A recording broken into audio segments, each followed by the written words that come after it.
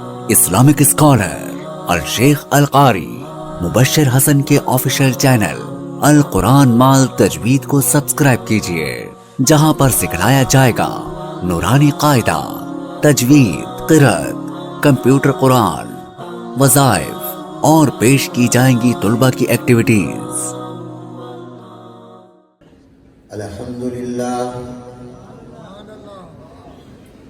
الحمد لله وكفى والصلاة والسلام على عباده الذين اصطفى أما بعد فأعوذ بالله من الشيطان الرجيم بسم الله الرحمن الرحيم لقد جاءكم رسول من أنفسكم عزيز عليه ما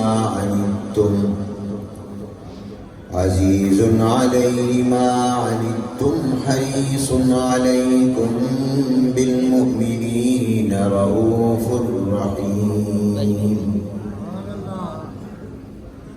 صدق الله العظيم وصدق رسوله النبي الكريم ونحن على ذلك لمن الشاهدين والشاكرين والحمد لله رب العالمين اللهم صل على محمد وعلى آل محمد كما صليت على إبراهيم وعلى آل إبراهيم إنك حميد مجيد اللهم بارك على محمد وعلى آل محمد كما باركت على إبراهيم وعلى آل إبراهيم إنك حميد مجيد قابل صد احترام حضرات علماء کرام، بزرگان محترم، اساتذہ کرام، فضلاء کرام، طلباء عزیز، برادران اسلام، خواتین اسلام، السلام علیکم ورحمۃ اللہ وبرکاتہ۔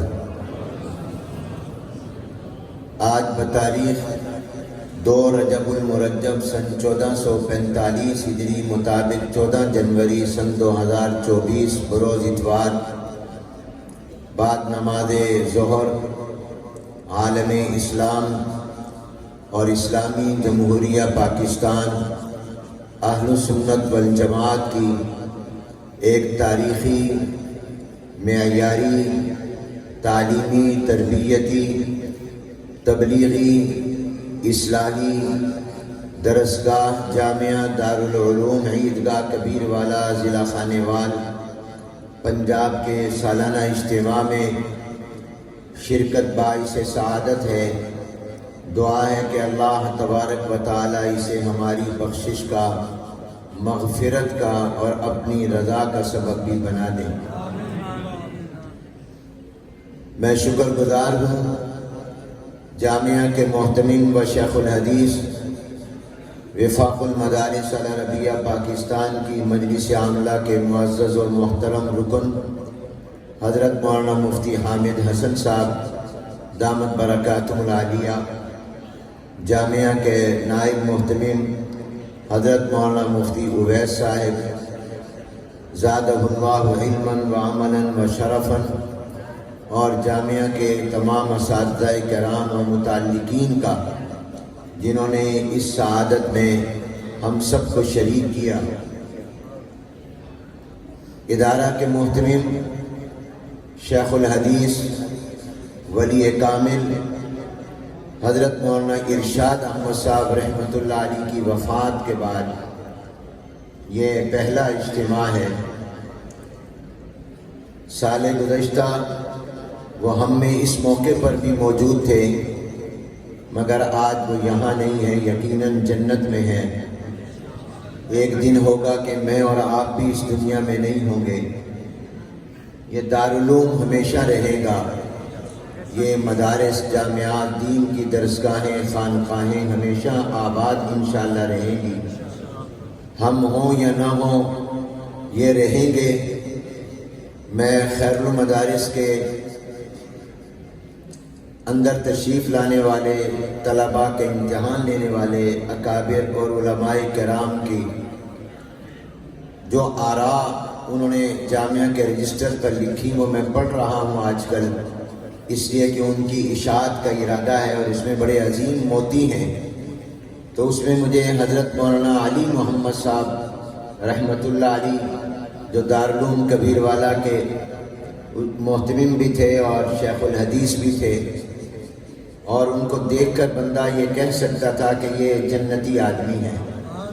میں نے ان کے ساتھ اسلام آباد کا ایک مرتبہ سفر کیا، بہت متواضع، بڑے منکسر مزاج، اللہ والے اور بہت ہی سادہ طبیعت کے۔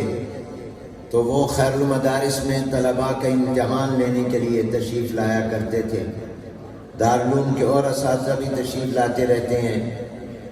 تو انہوں نے جو اپنی ایک رائے لکھی تو اس رائے میں یہ جملہ بھی لکھا کہ ہم دنیا میں رہیں یا نہ رہیں لیکن دین کے یہ چرچے ہمیشہ رہنے چاہیے۔ مراد مدارس ہیں، یہ دین کا مرکز ہے، یہ دین کی اساس ہیں، یہ مسلمان معاشرے میں بمنزل دل کے اور قلب کے ہیں۔ اللہ ان مدرسوں کو ہمیشہ آباد رکھیں۔ حضرت مولانا ارشاد صاحب رحمۃ اللہ علیہ نے اپنی وفات سے تقریباً 3 یا 4 دن پہلے مجھے ٹیلی فون کیا، اور یہ 3-4 ماہ سے زائد یا اتنے زمانے کی بات ہے، اور مجھے فرمایا کہ دارالعلوم کبیر والا کے سالانہ اجتماع کی تاریخ طے کرنی ہے، آپ اس کی تاریخ طے فرما دیں۔ میں نے کہا آپ نے کوئی تاریخ طے کی ہوگی، تو انہوں نے آج کا دن بتایا۔ میں نے کہا حضرت ابھی تو بڑا وقت باقی ہے، ابھی تو ہمارا تعلیمی سال کافی اس کا حصہ باقی ہے، اتنی جلدی کیا ضرورت پڑ گئی کہ آپ ابھی سے اس کی تاریخ طے کر رہے ہیں؟ تو کہنے لگے بس ہم نے یہی سوچا ہے کہ پھر رش ہو جاتا ہے، تو آپ ابھی سے یہ تاریخ طے کر دیں۔ میں نے کہا ٹھیک، جو آپ نے تجویز فرمائی وہ مجھے قبول ہے، لیکن چند دن بعد ان کا انتقال ہو گیا تو فوراً میرے دل نے کہا کہ اللہ والوں کو اندازہ ہو جاتا ہے کہ ہم دنیا سے جانے والے ہیں، تو انہوں نے جانے سے پہلے ہی اس جلسے کی تاریخ منتخب خود کر کے چلے گئے۔ اللہ تعالیٰ انہیں کروڑ کروڑ سکون نصیب فرمائے، ان کے درجات آخرت کو بلند فرمائے۔ یہ دارالعلوم ان کے لیے صدقہ جاریہ ہے، اور تمام اکابرین اور خدام دارالعلوم کے لیے صدقہ جاریہ ہے۔ قرآن کریم کی سورہ توبہ کی آخری آیتوں میں سے ایک آیت میں نے اس وقت تلاوت کی ہے۔ اس آیت مبارکہ کی روشنی میں چند باتیں اختصار کے ساتھ عرض کرنی ہیں۔ آپ سب سے میری درخواست ہے کہ توجہ اور دھیان سے یہ نیت کر لیں کہ ہم نے قرآن کریم کی ایک آیت مبارکہ کا مطلب سمجھنا ہے۔ یہ بات میں آپ لوگوں کے لیے کہہ رہا ہوں، میرا مخاطب علماء کرام نہیں ہے، وہ تو بہت اچھی طرح اس کو جانتے بھی ہیں، بیان بھی فرماتے ہیں، مجھ سے زیادہ جانتے ہیں، ان کا نام تو برکت کے لیے لیا ہے، اس لیے کہ قرآن کریم کی ایک آیت کی تلاوت کرنا 100 رکعات نفل کے برابر ہے، اور ایک آیت مبارکہ کا مطلب سمجھنا 1000 رکعات نفل کے برابر ہے۔ اب 1000 رکعت نفل پڑھنے میں کتنا وقت لگے گا؟ آپ سوچیں، پورا دن رات بھی پڑھتے رہیں، شاید 1000 رکعت نفل پوری نہ ہو، لیکن اگر آپ قرآن کی ایک آیت کو سمجھ لیں گے تو اللہ آپ کو 1000 رکعت نفل کا ثواب عطا فرما دے۔ یہ آیت میں دوبارہ پڑھتا ہوں، اس کا ترجمہ کرتا ہوں، پھر اس کی روشنی میں چند باتیں عرض کرنا ہے۔ بسم اللہ الرحمن الرحیم۔ لقد جاءکم رسول من انفسکم عزیز علیہ ما عنتم حریص علیکم بالمؤمنین رؤوف رحیم۔ اس آیت مبارکہ میں اللہ نے جناب نبی کریم رحمت عالم حضور اکرم صلی اللہ علیہ وسلم کی 4 اوصاف بیان فرمائے۔ حضور علیہ السلام کی 4 خوبیاں اور کمالات اور 4 شانیں بیان فرمائی۔ نمبر 1 فرمایا کہ تمہارے پاس رسول آئے ہیں تمہارے اندر سے۔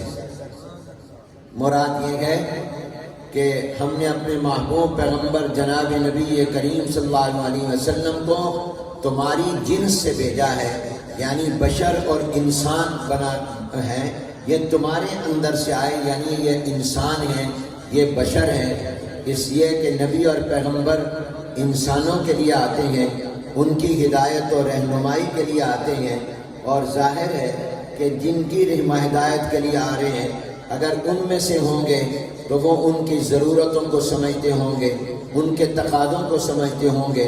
اگر اللہ کسی جن کو یا فرشتے کو ہمارے لیے نبی بنا کر بھیجتا تو جن کو کیا پتہ کہ انسان کی ضرورتیں کیا ہیں، جن کو کیا پتہ کہ انسان کے تقاضے کیا ہیں، جن کو کیا پتہ انسان کے حالات کیا ہیں، جن کو کیا پتہ کہ انسان کے مسائل اور مشکلات کیا ہیں۔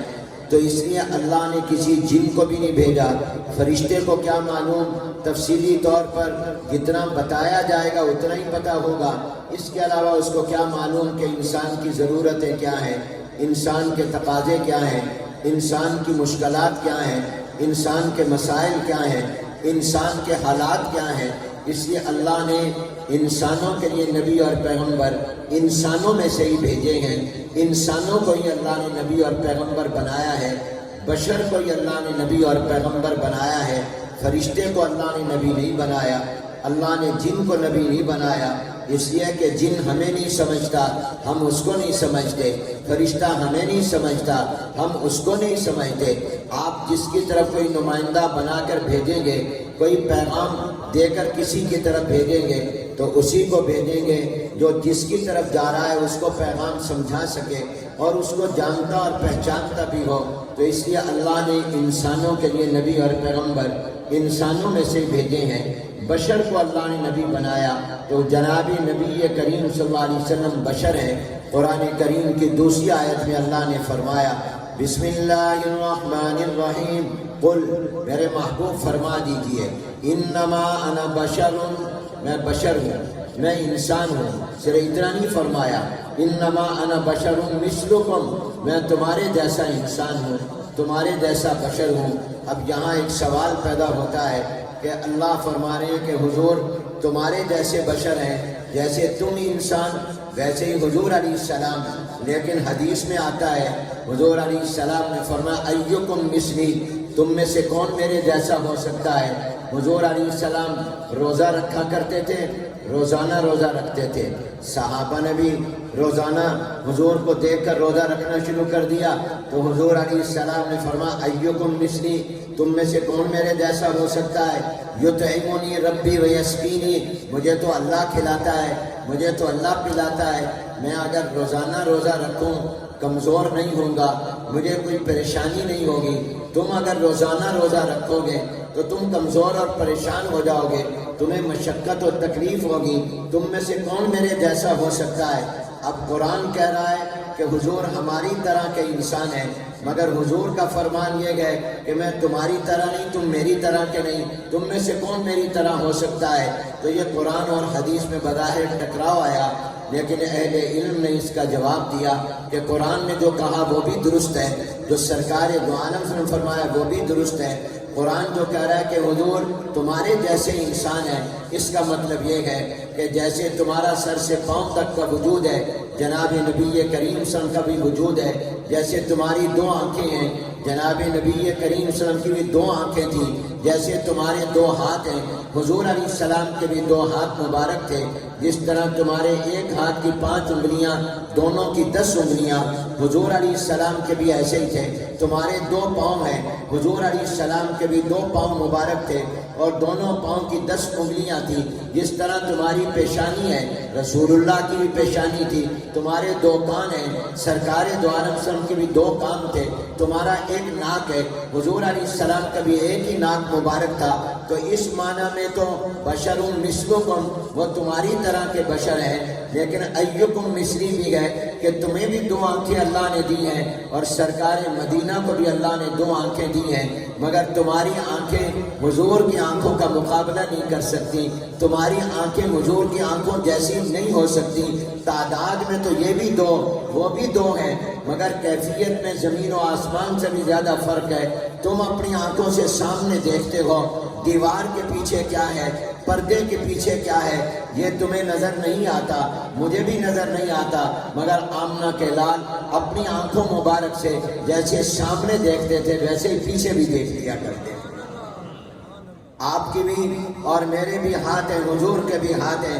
صحابہ کہتے ہیں یا رسول اللہ پانی نہیں ہے، ہم نے نماز پڑھنی ہے، پیاسے بھی ہیں، جانوروں کو بھی پانی پلانا ہے، جہاں پر قافلہ رکا ہوا ہے یہاں پر بھی پانی کا نام و نشان نہیں ہے۔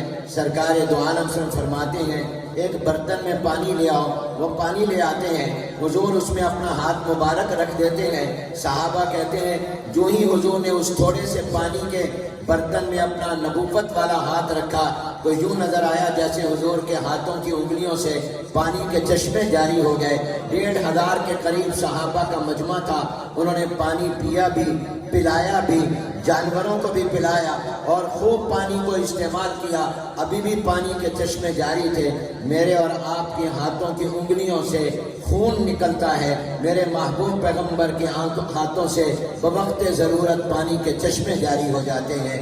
لعاب آپ کا بھی ہے، میرا بھی ہے، حضور علیہ السلام کا بھی ہے، مگر آپ کا تھوک میرا تھوک بیماری ہے۔ جگہ جگہ لکھا ہوتا ہے تھوکیے مت، تھوکیے مت، اور تھوکنے کے لیے علیحدہ ڈبے رکھے ہوتے ہیں کہ یہاں ایک طرف ہو کر تھوکو، کیونکہ آپ کا بھی تھوک میرا تھوک بیماری ہے، مگر میرے محبوب کا تھوک وہ شفا ہے۔ تھوک ان کا بھی ہے، تھوک ہمارا بھی ہے، مگر ان کا تھوک بیماری کا علاج ہے۔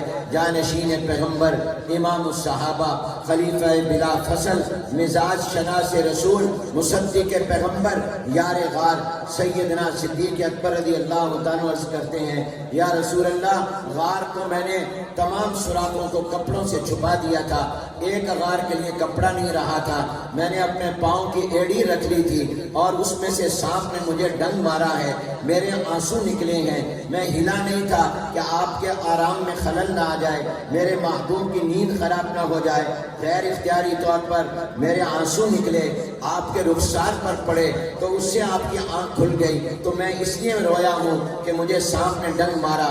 حضور علیہ السلام نے فرمایا ابو بکر کہاں ڈنگ مارا؟ کہا یا رسول اللہ میرے پاؤں پر۔ فرمایا ادھر کرو۔ حضور علیہ السلام نے اپنا لعاب مبارک حضرت ابو بکر کے پاؤں پر لگایا۔ ابو بکر فرماتے ہیں مجھے یوں لگا جیسے مجھے کوئی تکلیف ہوئی نہیں ہے۔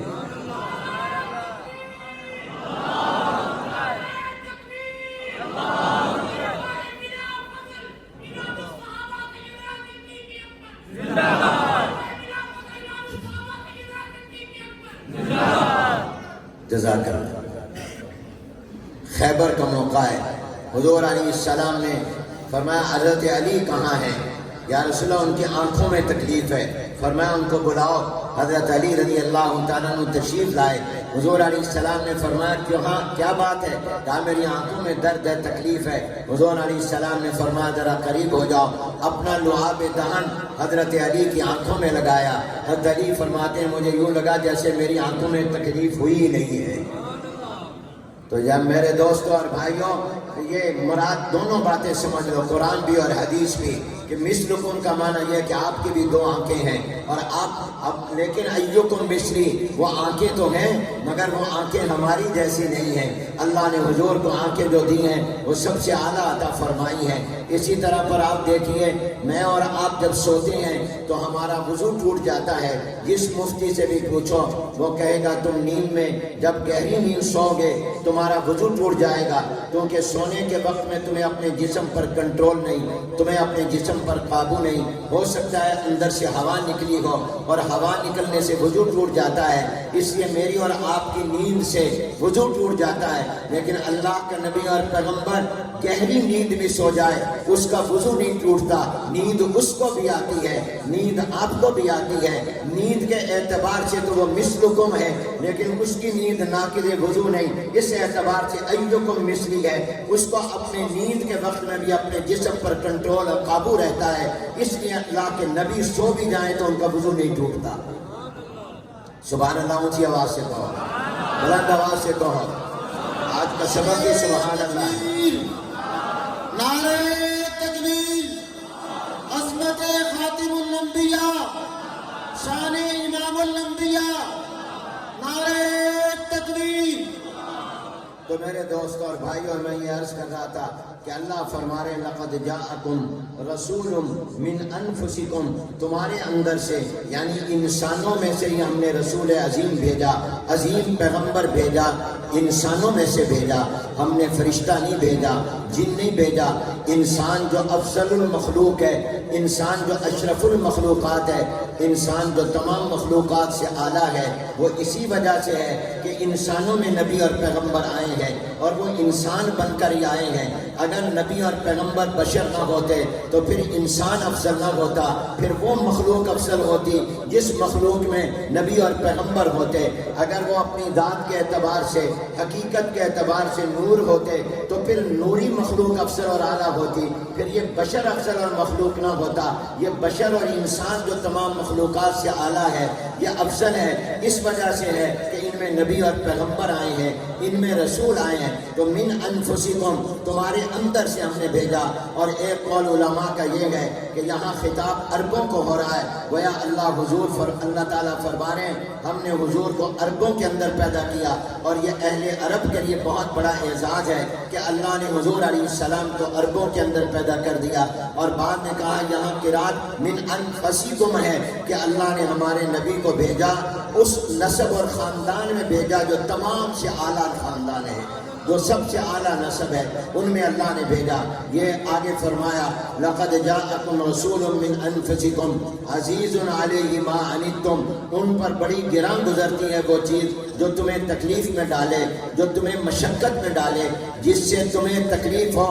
آمنہ کے لال تاجدار مدینہ کا دل دکھتا ہے، تاجدار مدینہ حضور اکرم صلی اللہ علیہ وسلم کو تمہاری تکلیف گوارا نہیں، حضور علیہ السلام کو اپنی امت کی مشقت گوارا نہیں۔ تراویح کی نماز پڑھائی ہے، صحابہ کو رمضان میں پڑھائی ہے، اب اگلی رات بھی صحابہ انتظار میں بیٹھے ہیں کہ رسول اللہ تشریف لائیں گے، تراویح کی نماز پڑھائیں گے۔ صحابہ انتظار کرتے رہے مگر حضور علیہ السلام نماز تراویح پڑھانے کے لیے تشریف نہیں لائے۔ اور اگلے دن، اس سے اگلے دن حضور نے فرمایا مجھے پتا تھا کہ تمہیں نماز تراویح کا شوق ہے، تم انتظار میں تھے، تم تراویح کی نماز کل کی طرح پڑھنا چاہتے تھے، لیکن میں اس لیے جان بوجھ کر نہیں آیا کہ کہیں ایسا نہ ہو کہ تمہارا شوق دیکھ کر اللہ یہ تمہارے اوپر تراویح کی نماز فرض کر دیں، اور فرض ہو جائے گی تو قیامت تک کے لیے فرض ہو جائے گی، اور ہو سکتا ہے میرا امتی نماز نہ پڑھ سکے تو اس کو فرض کے چھوڑنے کا گناہ ہوگا۔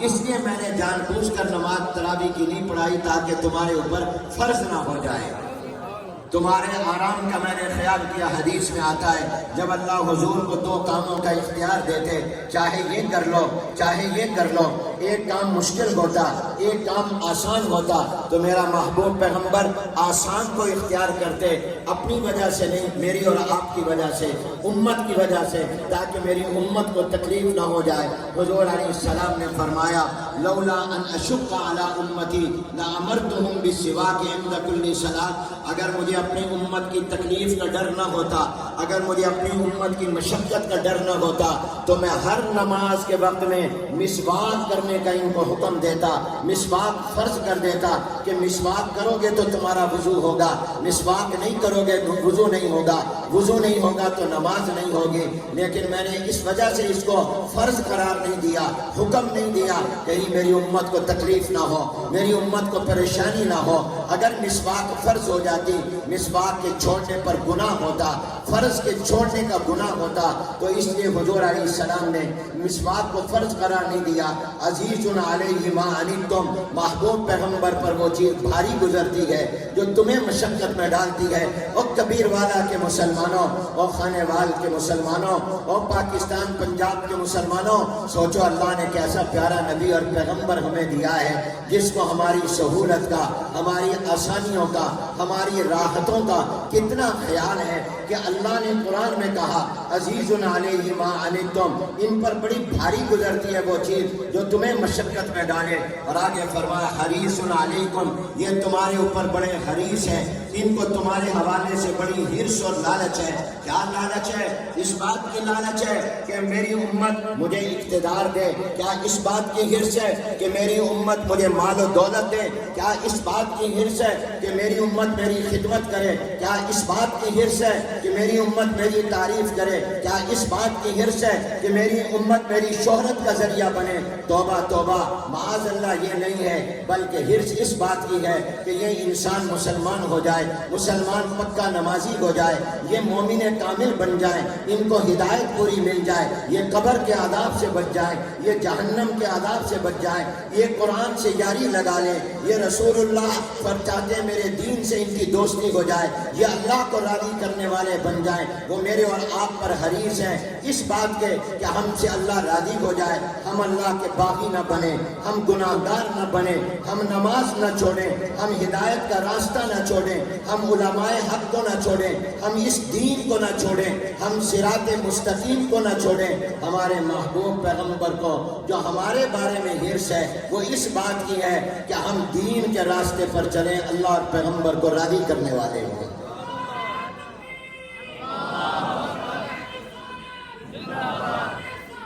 یہ اس عزیز کی آواز آپ سب سے زیادہ ہے، آپ کی آواز تو کبیر والے میں نہیں جا رہی، اتنی زور سے تو اللہ کا نام لو، حضور کا نام لو کہ کبیر والے میں تو جائے۔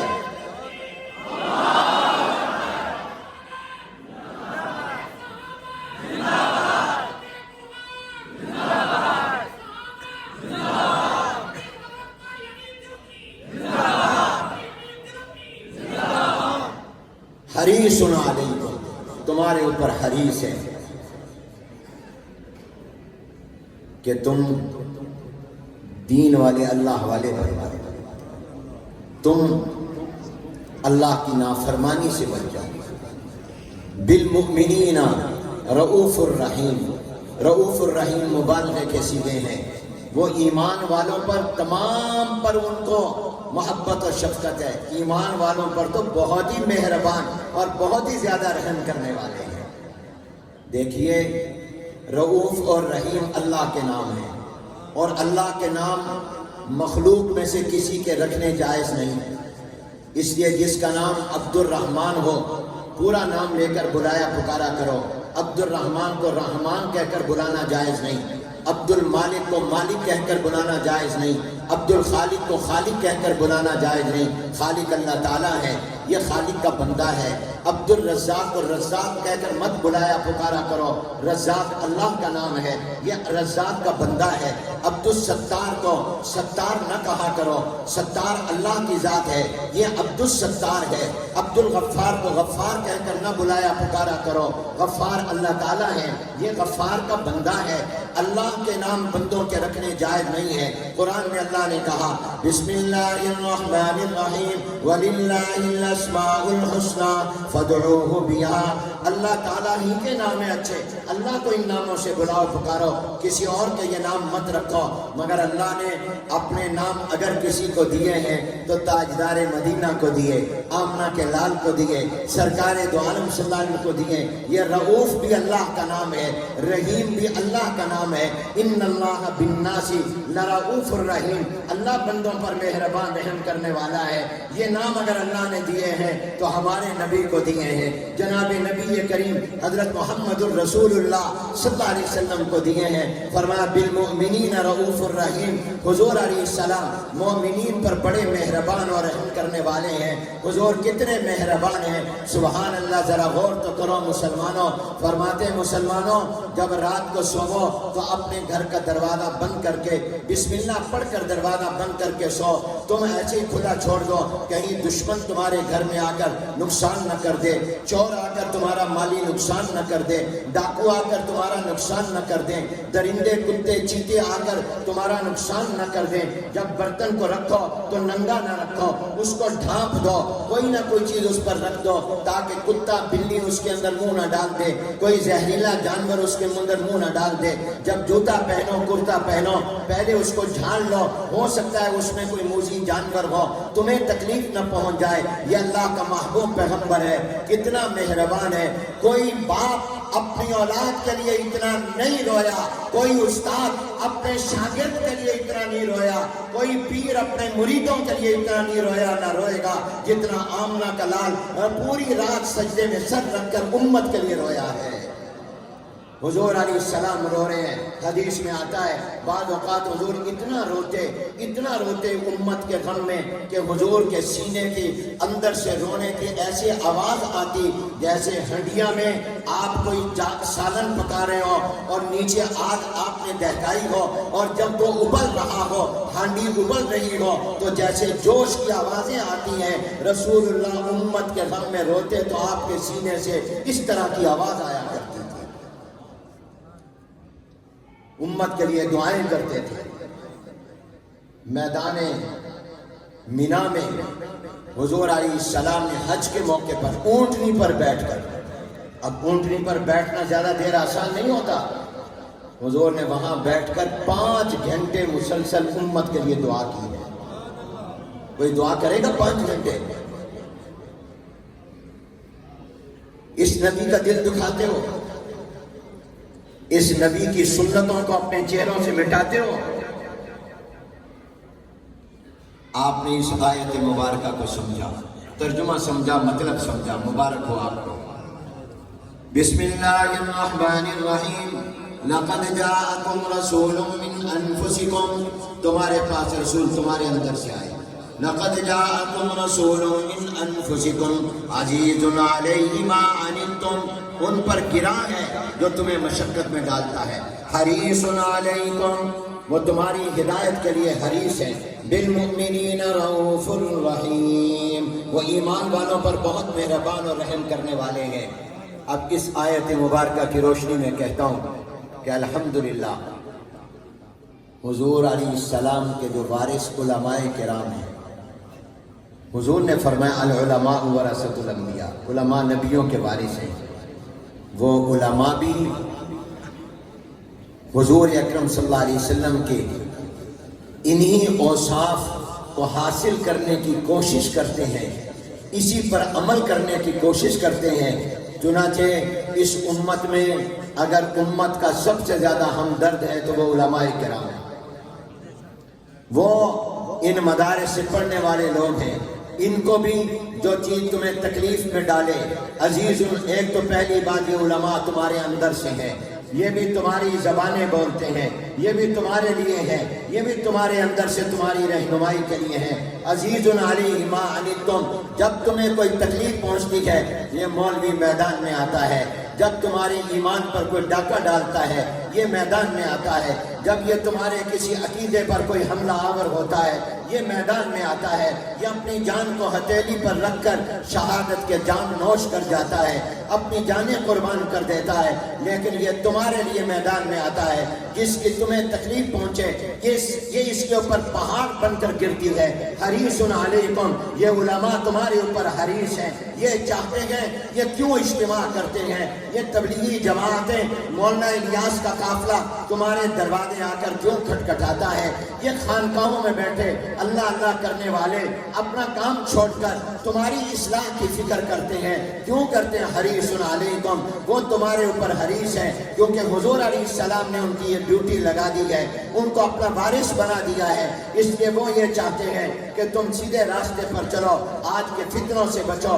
کوئی فتنہ آتا ہے یہ سینہ تان کر کھڑے ہو جاتے ہیں، یہ جیلوں میں چلے جاتے ہیں، یہ تختہ داغ پر لٹک جاتے ہیں، یہ پھانسیوں کے پھندوں کو چوم لیتے ہیں، یہ قربانیاں دے دیتے ہیں، جام شہادت نوچ کر لیتے ہیں، اپنی زندگیاں اس میں گزار دیتے ہیں تاکہ جو بچے آئے قوم کے یہ حافظ بن جائیں، یہ قاری بن جائیں، یہ عالم بن جائیں، یہ اللہ والے بن جائیں، جو خانقاہوں میں آئے ہیں یہ اللہ والے بن جائیں، جو تبلیغی جماعت میں لگے ہیں یہ اللہ کے حقوق ادا کرنے والے، بندوں کے حقوق ادا کرنے والے بن جائیں، یہ اچھے مسلمان بن جائیں، یہ اچھے مومن بن جائیں، یہ دن رات تمہاری ایمان کی فکر کرتے ہیں، تمہاری ہدایت کی فکر کرتے ہیں۔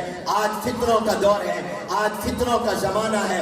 حضور علیہ السلام نے فرمایا قرب قیامت میں فتنے دریا اور سمندر کی موجوں کی طرح آئیں گے، ابھی ایک لہر ختم نہیں، دوسری لہر آ جائے گی، اور اتنے بڑے فتنے آئیں گے کہ بعد والے فتنے سے پہلے والا فتنہ چھوٹا سمجھ جائے گا، چھوٹا لگے گا۔ وہ فتنے کا معنی آزمائش ہے، فتنے کا معنی امتحان ہے، یہ فتنوں کا دور ہے۔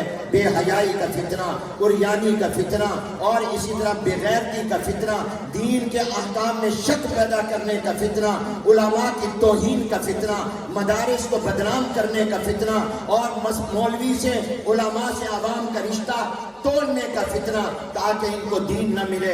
ان کو دین مولوی نے دینا ہے، ان کو قرآن مدرسے والوں نے دینا ہے، ان کو حدیث مدرسے والوں نے دینی ہے، اس لیے ان کو مدرسے کو بدنام کرو، مولوی کو بدنام کرو، ان کو دہشت گرد کہو، ان کو انتہا پسند کہو، ان کو اتنا تنگ کرو، ان کے بینک اکاؤنٹ بند کر دو تاکہ لوگ ان کو پیسے نہ دے سکیں، ان کا چندہ بند کر جائے تاکہ مدرسے بند ہو جائیں، اور آ کر ان کو تنگ کرو۔ یہ تنگ کرتے ہیں، مگر مولوی پھر بھی تکلیفیں برداشت کر کے، سردی ہو مؤذن اذان دے رہا ہے، کبھی ایسا نہیں ہوا کہ آج بڑی سردی ہے مؤذن نے کہا ہو کہ میں اذان نہیں دے سکتا، میں گرم بستر سے باہر نہیں نکل سکتا، امام نے کہا ہو کہ آج تو مجھے سردی بہت لگی ہے میں نماز پڑھانے نہیں جاؤں گا، لوگ خود بخود نماز پڑھ لیں گے۔ نہیں، وہ نماز بھی پڑھا رہا ہے، وہ اذان بھی دے رہا ہے، گرمی ہو یا سردی ہو۔ کیوں؟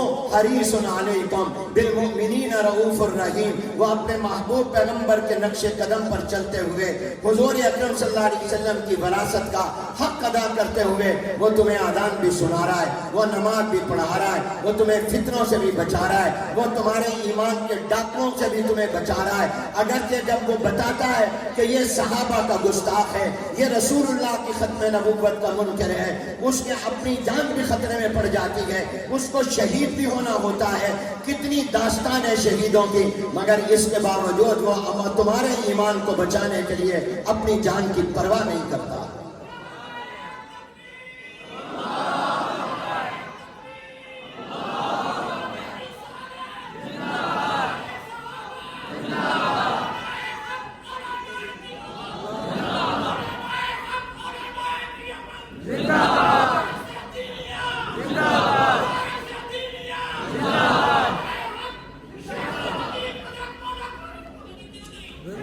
آپ کا کیا خیال ہے؟ میں کاروبار نہیں کر سکتا، میں فیکٹری نہیں لگا سکتا، مفتی حامد حسن صاحب فیکٹری نہیں لگا سکتے؟ ہمارے پاس کیا کمی ہے؟ اللہ نے ہمیں عقل بھی دی ہے، دماغ بھی دیا ہے، کوئی ہمارے پیٹ کی مجبوری نہیں ہے کہ ہم مدرسے میں زندگی گزار دیں، یہیں پر بوڑھے ہو جائیں، دن رات یہیں گزار دیں۔ اللہ کا فضل ہے، اللہ نے ہمیں بھی عقل دی ہے، دماغ دیا ہے، ہاتھ دیے ہیں، ہم کاروبار کر سکتے ہیں، فیکٹریاں لگا سکتے ہیں، کارخانے لگا سکتے ہیں، تجارت کر سکتے ہیں، صنعت کر سکتے ہیں، لیکن ہم خوش ہیں کہ ہمارے اللہ نے ہمیں آخرت کی تجارت پر لگا دیا۔ اللہ قبول کر لے۔ یہ مدرسے، یہ دارالعلوم، یہ جامعات اور یہ جو فضلاء تیار ہو کر جا رہے ہیں، یہ میں نے آیت اس لیے بھی منتخب کی کہ یہ جس وراثت کے اب حامل بنیں گے، میدان میں اتریں گے، ان کو پتہ چلنا چاہیے کہ ہم جن کے وارث ہیں ان کی کیا شانیں اور اوصاف تھے، ان کی کیا زندگی تھی. ہم نے بھی اسی پر عمل کرنے کی کوشش کرنی ہے. اس آیت کو ساری زندگی سامنے رکھنا. لقد جاءكم رسول من انفسكم عزيز عليه ما عنتم حريص عليكم بالمؤمنين رؤوف رحيم. یہ خاردار گھاٹی ہے، یہ پھولوں کا راستہ نہیں ہے، یہ کانٹوں کا راستہ ہے. سب سے بڑی دولت ایمان ہے اور دین ہے. علماء کرام آپ کے ایمان کے چوکیدار اور پہرے دار ہیں. علماء کرام اور دینی مدارس آپ کے عقیدے، نظریات، آپ کی اسلامی تہذیب و تمدن، آپ کے اسلامی طرز زندگی کے چوکیدار اور پہرے دار ہیں. علماء کرام آپ کی عبدیت اور بندگی کے اوپر پہرا دیتے ہیں. علماء کرام آپ کے حضور علیہ السلام سے رشتے اور نسبت کے پہرے دار ہیں. علماء کرام آپ کے صحابہ کرام سے نسبت کے پہرے دار ہیں. علماء کرام اہل بیت سے آپ کی نسبت کے تحفظ پر چوکیداری اور پہرا دیتے ہیں. علماء کرام آپ کے سلف صالحین، تابعین، تبع تابعین اور امت کے علماء کے ساتھ آپ کے رشتوں کے پہرے دار اور چوکیدار اور نگران ہیں. انہوں نے اپنی زندگیاں وقف کر دی ہیں اس لیے کہ تاکہ تم تک اللہ کا قرآن پہنچائے، اللہ کا دین پہنچائے.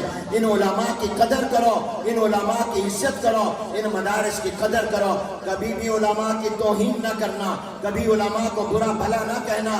ان کا کچھ نہیں بگڑے گا، تمہاری زندگی برباد ہو جائے گی، تمہاری آخرت برباد ہو جائے گی. فرمایا گیا من اہان العلماء فقد اہان العلم. جس نے علماء کی توہین کی اس نے گویا علم کی توہین کی. ومن اہان العلم فقد اہان اللہ. اور جس نے علم کی توہین کی، علم اللہ کی صفت ہے، علم اللہ کی شان ہے. اللہ تعالیٰ علیم ہے. جب تم نے اس علم کی توہین کی ہے گویا تم نے اللہ کی توہین کی.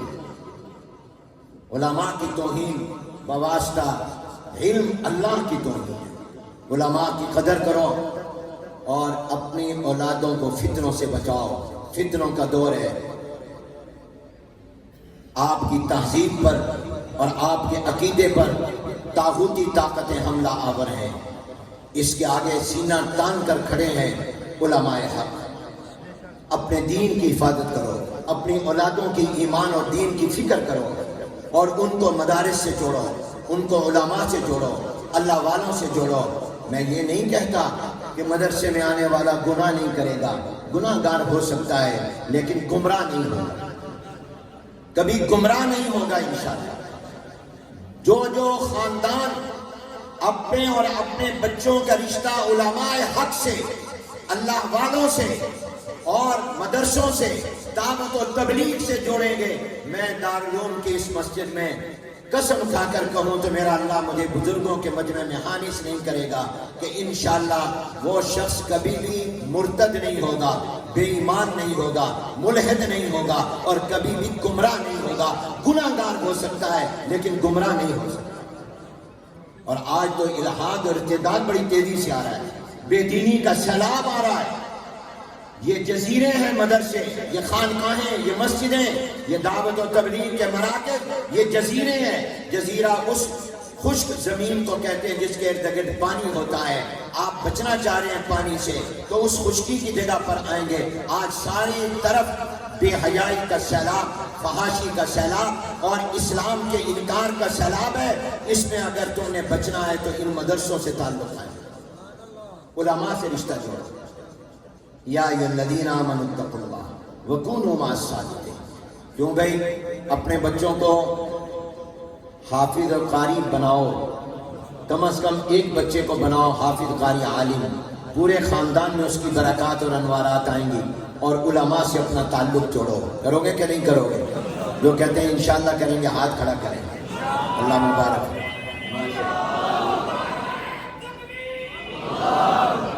میرے دوست اور بھائیوں، میری گفتگو ختم.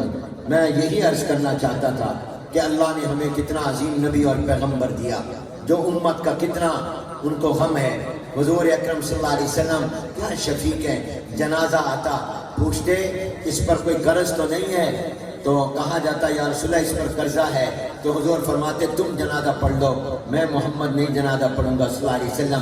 لیکن جب اللہ نے خوشحالی دے دی اور ملک فتح ہوئے اور مسلمانوں کے پاس خزانے آئے، مکہ بھی فتح ہوا، پھر حضور پوچھتے یہ جس کا جنازہ لائے ہو کیا اس پر کوئی قرضہ تو نہیں ہے؟ کہا جاتا یا رسول اللہ اس پر فلانے کا قرضہ ہے۔ حضور فرماتے ہیں تم بھی جنازہ پڑھو، میں بھی جنازہ پڑھتا ہوں، اس کا قرضہ ہم ادا کریں گے۔ یہ امت پر شفقت تھی، یہ امت کے مہربان تھے۔ دین کا کام بغیر دل سوزی کے نہیں ہوتا، دین کا کام بغیر محبت کے نہیں ہوتا، دین کا کام بغیر خیر خواہی کے نہیں ہوتا، دین کا کام بغیر ہمدردی کے نہیں ہوتا۔ جب تک تمہارے دلوں میں کڑن نہیں ہوگی، راتوں کو اٹھ کر اپنے علاقے، محلے، گاؤں اور لوگوں کے ایمان کے لیے دعائیں نہیں مانگو گے اور ان کے راہ راست پر آنے کی دعائیں نہیں مانگو گے، تمہارے فرض پورے نہیں ہوں گے، تمہارا فرض ادا نہیں ہوگا۔ اس لیے تم نے ان کے لیے رونا ہے، اللہ سے مانگنا ہے، ایک ایک کا دروازہ کھٹکھٹانا ہے۔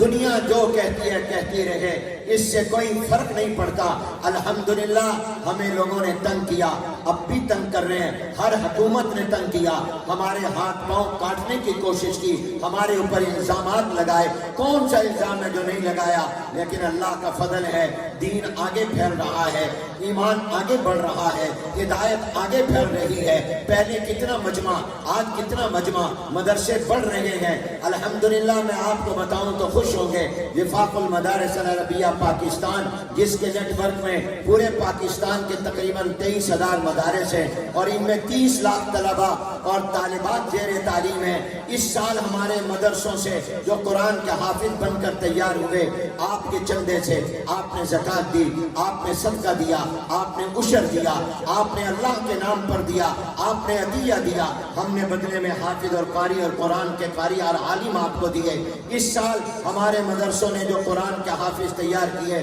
اور 22 جنوری سے پورے ملک میں ان کے امتحانات ہوں گے، ان کی تعداد سن کر آپ خوش ہوں گے۔ وہ 100، 200، 1000، 2000، 4000، 5000 نہیں ہے۔ الحمدللہ اس سال ہمارے مدارس نے، اہل سنت والجماعت علماء دیوبند کے مدرسوں نے اور ان مدرسوں نے جو وفاق المدارس کے اندر ہے، جو حافظ تیار کر کے ملک و قوم اور دنیا کو دیے، ان کی تعداد 1,03,000 ہے۔ جس کو خوشی ہوئی ہے سبحان اللہ کہے۔ نعرہ تکبیر، وفاق المدارس العربیہ پاکستان، دینی مدارس،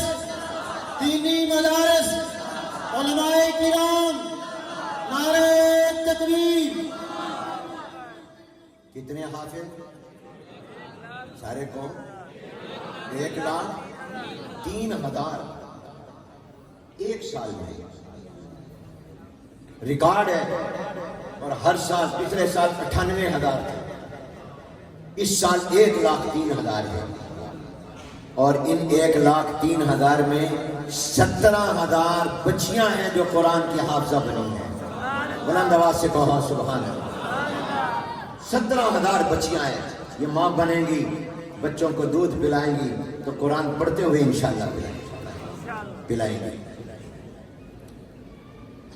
17,000 بیٹیاں حافظہ جو عالم بنے ہیں، یہ دورہ حدیث سے جو فارغ طلبہ جا رہے ہیں، جن کی دستار بندی ہوئی، ان کی تعداد پورے پاکستان میں جو ہمارے مدرسوں میں جو عالم بنے 38,000 ہے۔ سبحان اللہ۔ 16-17 سال جن میں پڑھا 38,000، تقریباً 40,000۔ اور ان میں لڑکیاں زیادہ ہیں، لڑکے کم ہیں۔ لڑکیاں 25,000 ہیں جو عالمہ بنے۔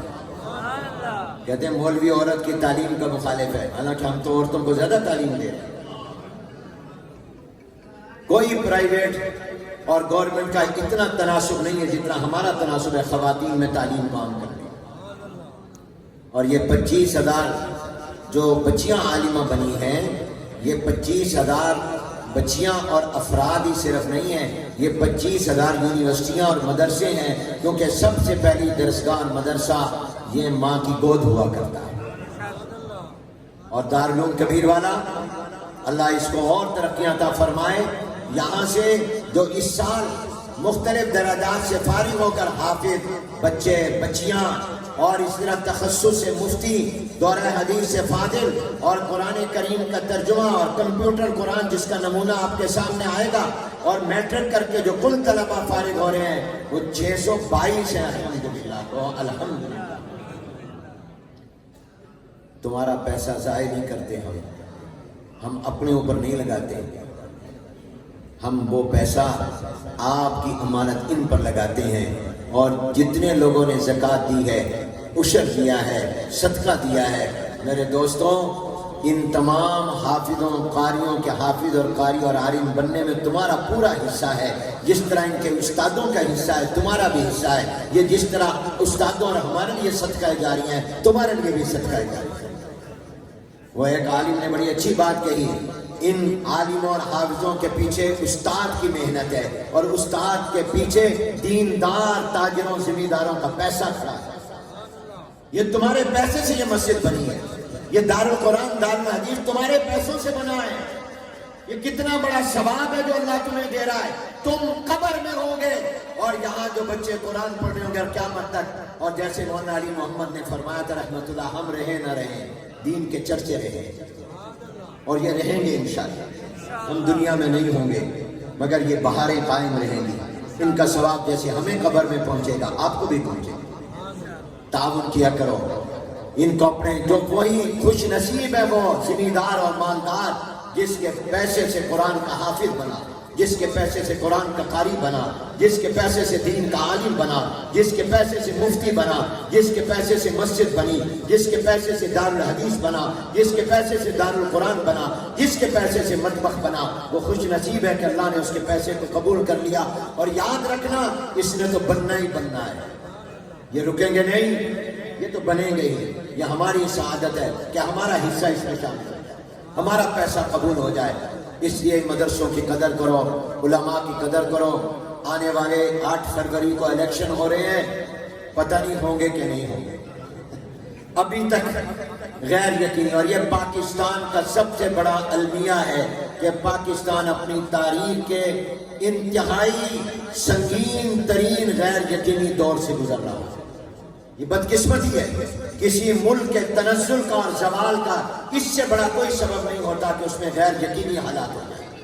آج تک پتہ نہیں ہوتے ہیں کہ نہیں ہوتے، اگر ہوئے تو آپ کے حلقوں میں جہاں علماء کھڑے ہیں آپ نے ان کو ووٹ دینا ہے۔ یہ خیال نہ کرنا کہ جیتیں گے نہیں، ان کے پاس زیادہ ووٹ نہیں، تم نے اپنے ووٹ کو صحیح جگہ استعمال کرنا ہے۔ تم اس بات کے پابند نہیں ہو کہ جس کو ووٹ دیا وہ جیتے، تم اس بات کے پابند ہو کہ اپنا ووٹ عالم کو دو، نیک آدمی کو دو، سچے کو دو، کھرے کو دو، جو بھی تمہارے ہاں ہو۔ اگر انتخابات ہوئے تو آپ نے ان کو ووٹ دینا ہے۔ آپ کے کبیر والا میں ہمارے ایک عالم مولانا محمد احمد صاحب مانکوٹ سے الیکشن لڑ رہے ہیں، آپ نے ان کے لیے دعائیں بھی کرنی ہے اور ان کا تعاون بھی کرنا ہے۔ اور جہاں کہیں بھی آپ کے علماء الیکشن لڑ رہے ہوں، جمعیت علماء اسلام کے حضرات ہوں، جہاں بھی کوئی دینی جماعت کے لوگ ہوں، ترجیح ان کو دیجیے گا۔ اللہ تعالی ہمارے ملک پر اپنا رحم فرمائے۔ وآخر دعوانا ان الحمدللہ رب العالمین۔